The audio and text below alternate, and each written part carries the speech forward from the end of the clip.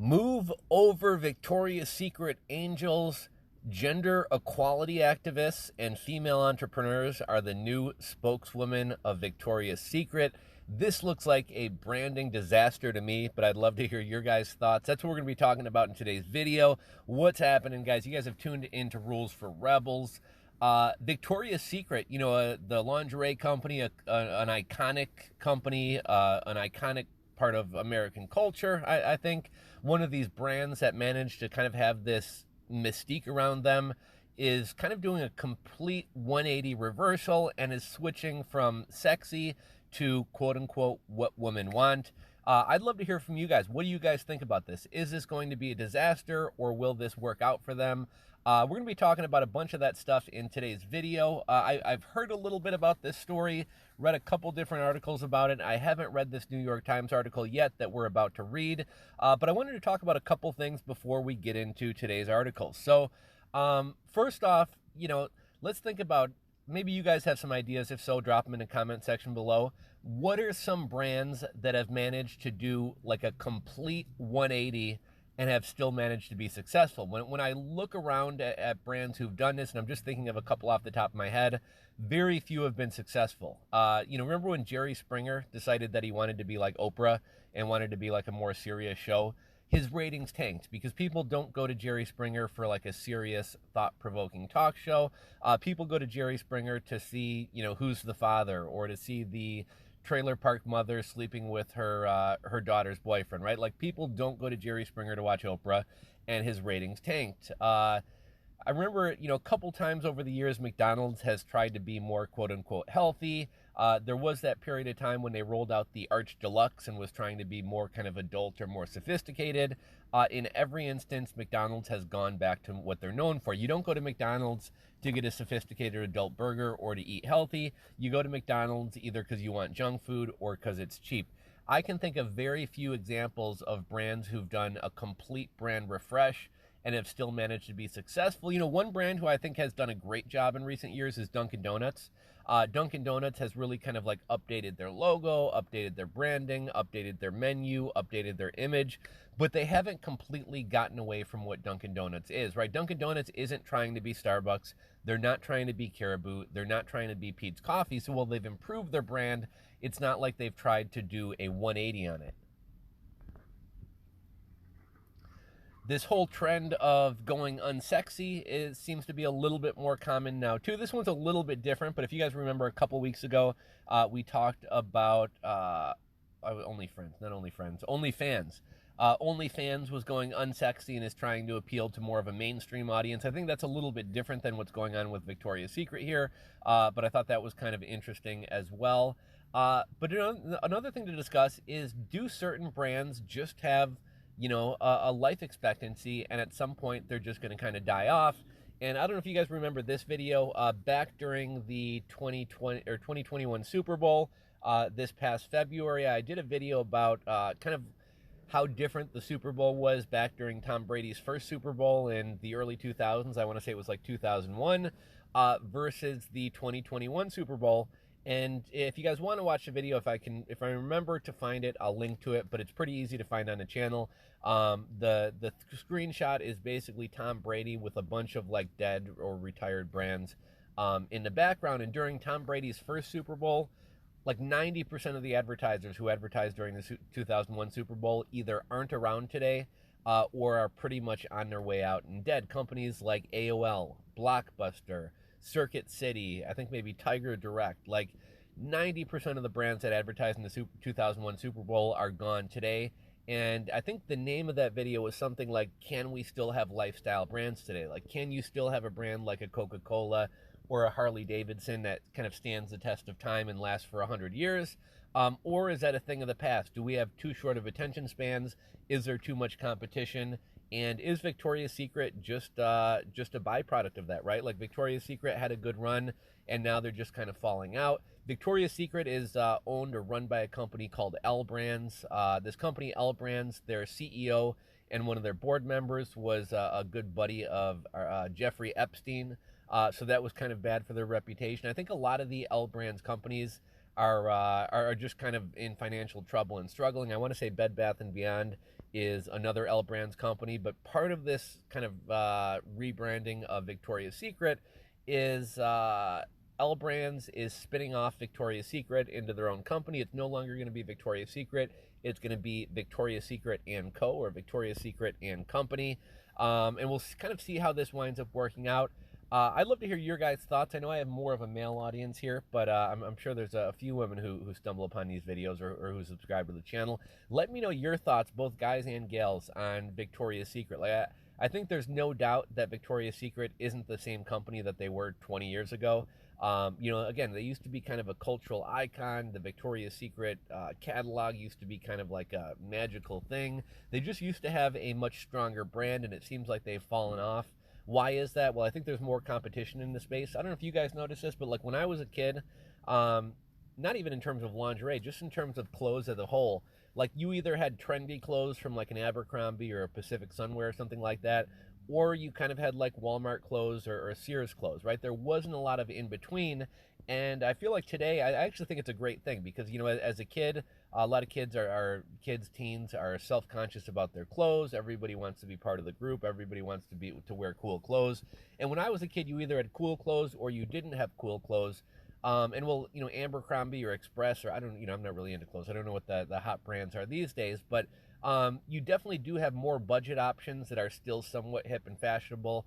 Old Navy has decent looking clothes for a decent price. A store like H&M, you can still be fashionable, and kind of have it be a little bit easier on your wallet. Now, I don't think H&M clothes are a very good quality, but there's been a couple times over the years that I've had to go get a nice shirt or a nice pair of slacks or a blazer for a funeral or a wedding or something else. Recently, I had to go to a funeral, and I was able to get a couple button-up shirts for $15 a pop. Whereas, years ago, if I had to go to Macy's or something like that, I probably would have been paying $50 for a button-up shirt. So I think it's great that we have more affordable options and, more affordable options that are still kind of trendy and stylish. And I think when it comes to women's underwear and women's lingerie, you also have these options. Well, I don't think there's any necessarily huge competitors the size of Victoria's Secret. I do think we have more competitors, more affordable competitors that collectively take away a decent percentage of market share. But let's take a read of this article and kind of see what they're talking about here. Okay, I'm going to pause this just because my screen's not moving.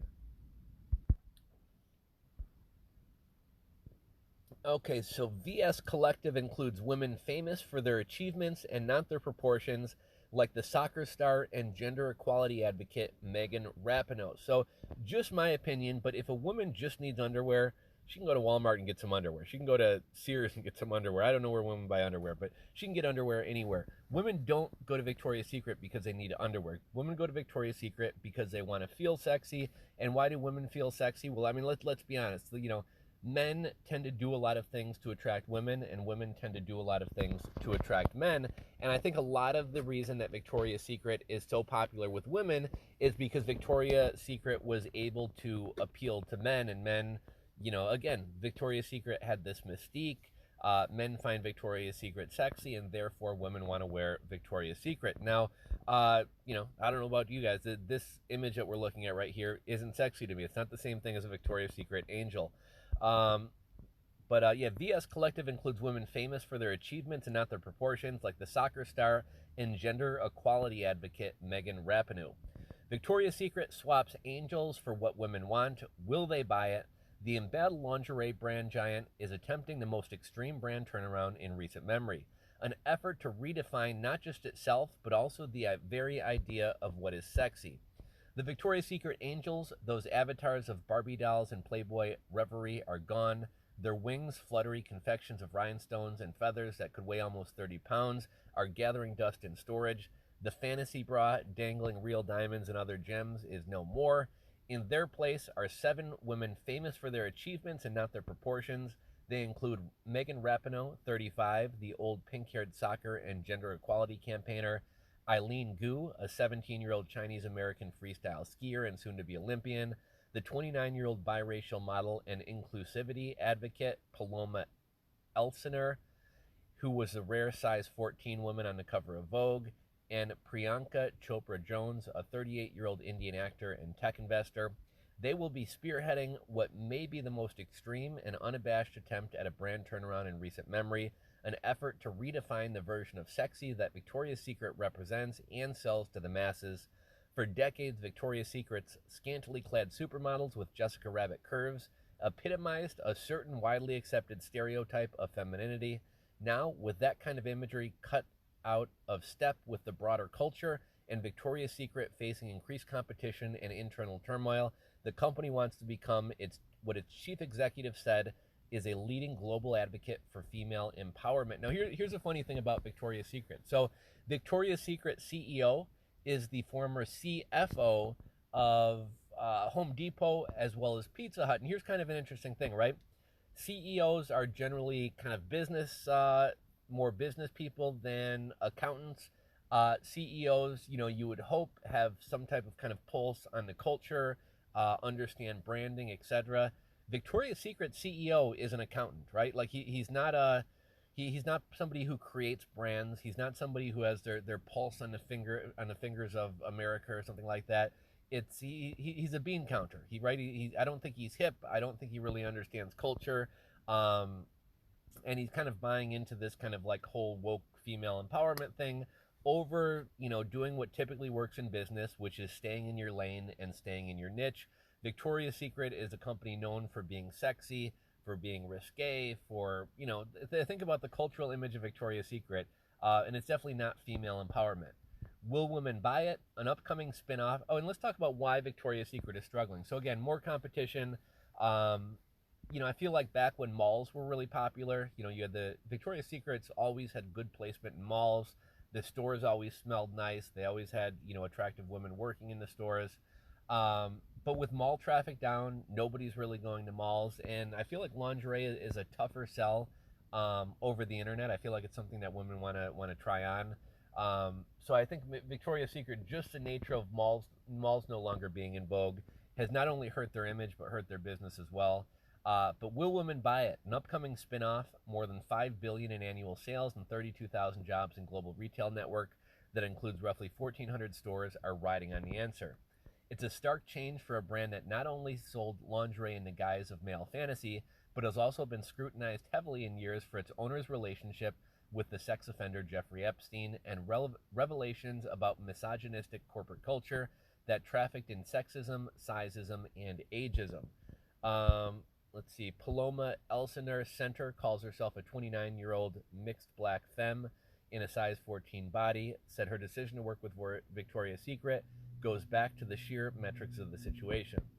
When the world was changing, we were too slow to respond, said Martin Waters, the former head of Victoria's Secret's international business, who was appointed chief executive of the brand in February. We need to stop being about what men want and about what women want. The 7 women who form a group called the VS Collective will alternatively advertise the brand, appear in ads, and promote Victoria's Secret on Instagram.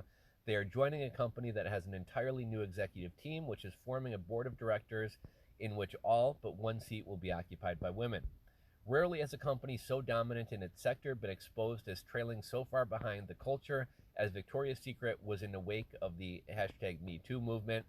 It was Miss Rapinoe said bluntly, patriarchal, sexist viewing, not just what it meant to be sexy, but what the clothes were trying to accomplish through a male lens and through what men desired.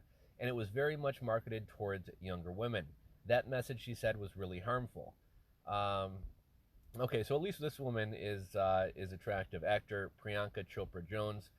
Victoria's Secret's cultural influence is a product of its industry standing, though the company's share of the U.S. women's underwear market dropped to 21% last year from 32% in 2015, according to Euromonitor International. It is still a powerhouse. Its next closest competitor is Hanes brand with a 16% share. And, Victoria's Secret and Hanes aren't even in the same, the same ballpark. It's like, I'm trying to think. I mean, you know what I mean? It's like going to Taco Bell versus going to Chipotle, or it's going like going to Taco Bell versus going to a real Mexican restaurant. Like, if you're in the market for one, you're probably not in the market for the other. Founded in 1977 as a store where men could feel comfortable shopping for lingerie, Even the name referred to male fantasies of prim Victorian ladies who became naughty in the boudoir. The retail billionaire Leslie H. Wexner bought Victoria's Secret in 1982 and turned it into a phenomenon that helped shape society's view of female sexuality and beauty ideals. Central to its ethos were the angels, supermodels like Heidi Klum and Tyra Banks, who posed exclusively for the brand, often in G-strings, stilettos, and wings. In 1995, it introduced the Victoria's Secret fashion show, a sort of cross between a runway show and a pole dance that aired on network television for nearly 2 decades. It has taken years for Victoria's Secret to acknowledge that its marketing was dated. In the time that the value of brand eroded and a slew of competitors grew in part by positioning themselves as anti-Victoria's Secret, complete with more typical women's bodies and a focus on inclusivity and diversity, the brand has also come under fire after Mr. Wexner's close ties to Mr. Epstein came to light in 2019, and a New York Times investigation last year showed that Mr. Wexner and his former chief marketing officer Ed Razek presided over an entrenched culture of misogyny, bullying, and harassment. I've known that we needed to change this brand for a long time. We just haven't had the control of the company to be able to do it, Mr. Walters said. As for the Angels, right now I don't see it being a culturally relevant fit, he said. Mr. Raznick and Mr. Wexner will not be part of the new Victoria's Secret, which will split from L Brands and Bath and Body Works to become its own public company this summer. The pandemic scuttled a sale to a private equity firm and swallowed $2 billion in revenue. There are more women in charge, including a new chief marketing officer, Martha Pease, who has led the collective initiative.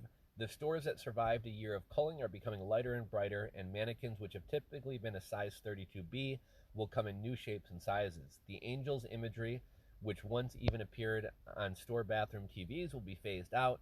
The company will sell products like thongs and lacy lingerie, but its purview will expand, especially in areas like sportswear. Victoria's Secret unveiled a Mother's Day campaign last year that featured a pregnant model. Here's one thing that I guarantee you is going to happen in the next year, and I'm not making any judgment about it. I'm just saying it's going to happen. Victoria's Secret, within the next year or two, will start featuring trans models. I guarantee it. Watch for it. Wait for it. Check back on this video in a year or two and tell me I'm right. In the old days, the Victoria brand had a single lens, which was called Sexy, Mr. Walters said. Well, that sold for decades. It also prevented the brand from offering products like maternity or post-mastectomy bras, not considered sexy, and prompted it to sell push-up sports bras, sexy but not so popular. It also meant, he said, that the brand never celebrated Mother's Day, not sexy. There are plenty of people who do, in fact, find motherhood seductive, but that myopia of Victoria's Secret lens was such that they never acknowledged, let alone listened to it. As a gay woman, I think a lot of what we think is sexy, and we are afforded the ability to do that because I don't have to wear the traditional sexy thing to be sexy, and I don't think the traditional thing is sexy when it comes to my partner or people I've dated, said Miss Rapinoe. I think functionality is probably the sexiest thing we could possibly achieve in life. Sometimes just cool is sexy too. Victoria's Secret, which did finally introduce a Mother's Day campaign last year and even featured a pregnant model, will soon begin selling nursing bras. It also said it would work with its new partners like Miss Rapinoe and Miss Chopra Jones on product lines set to appear next spring.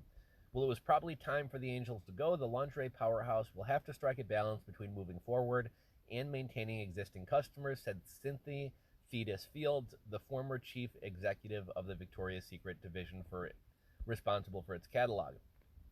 If it was a $7 billion business pre-COVID, much of that $7 billion was built on a blatant sexy approach.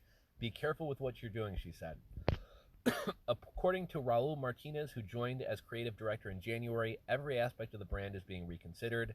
It has to have purpose, a reason, be there for the consumer to say, wow, they're really evolving, he said, acknowledging that it was his 15-year-old daughter who persuaded him to join Victoria's Secret. She said, Dad, do it for us, the Gen Zs, he recalled. Still, the question remains, why would women like Miss Rapinoe and Miss Chopra Jones want to risk their names by placing their stamp of credibility on Victoria's Secret? The line between selling out and infiltrating from within can be hard to discern.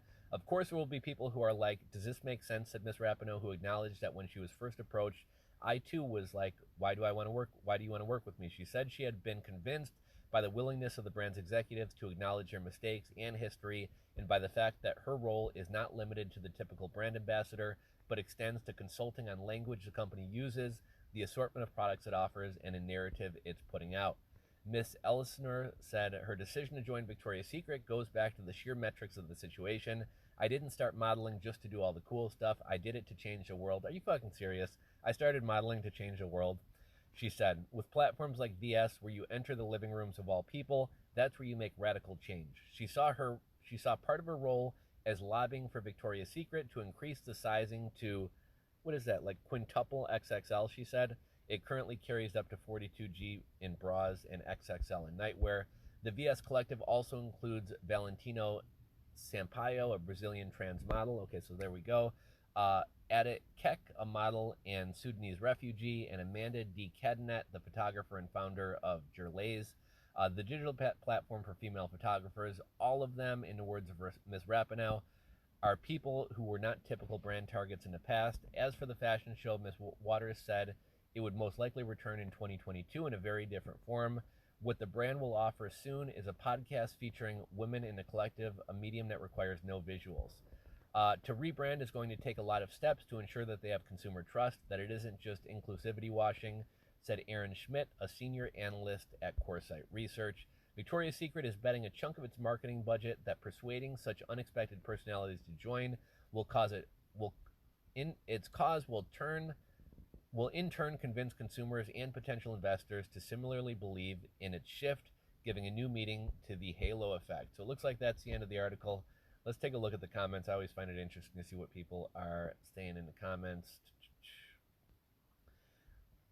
Let's see. Abercrombie and Fitch completely changed their brand, so surely Victoria's Secret can. They changed their brand already. It used to be a more romantic brand. The rebranding at VS just may well torpedo their chances for being the winning venue for housing Trump's presidential library. VS is a Forever 21 or expressive lingerie. Low quality, tacky, poorly made, doesn't last long, has been that way for 25 years. For beautiful, high quality lingerie, try Neiman Marcus or Nordstrom's. Wow, are they trying to tank the company? Woke nonsense. We talked about that the other day. Go woke, go broke. And we kind of read the definition of it. And the definition of go woke, go broke was a company basically makes a change that even they don't believe in to cater to a new segment of the population for attention, oftentimes alienating their initial customers or their original customers. And I think that's exactly what's going on here. I don't think men or women are going to kind of like this new brand makeover, and I only see Victoria's Secret continuing to slide more. Let's see. Tums had an advert campaign, Perfect Role Models, presently being, okay, I don't know what they're talking about. Victoria's Secret should have put their energy into making a better product. Women are no longer buying the image and are over the cute, not well-made, cheap material lingerie. The illusion dies when the lingerie is washed a couple times. The underwear are made so cheap they're now embarrassing. There's nothing wrong with sexuality. It is one of the most basic aspects of the human condition for both men and women. Further, there is nothing wrong with wanting to represent one's most sexualized self within the parameters of his or her own choice or control. Victoria's Secret is on the ropes, and they'll do anything to resuscitate themselves. Hiring Meghan, Priyanka, etc. is nothing more than a highly devised PR campaign to try to bring some awareness to the brand that has seen better days. The stories that will be appearing over the next several days will be their final grasp for air before they eventually will either be sold or go OOB. Not all women feel like they are not empowered. Quite the contrary. Many women feel insulted when they are preached to and feel offended when told this. I think the backlash will be evident when their sales over the next 6 to 12 months. So I kind of agree with this. I don't see this going over well. I'd be curious to hear from you guys. Drop a comment down below and let me know. If you guys enjoyed today's video, give it a thumbs up. If you're not subscribed to the channel, click that subscribe button below. Thanks for watching, and we'll catch you guys on the next video.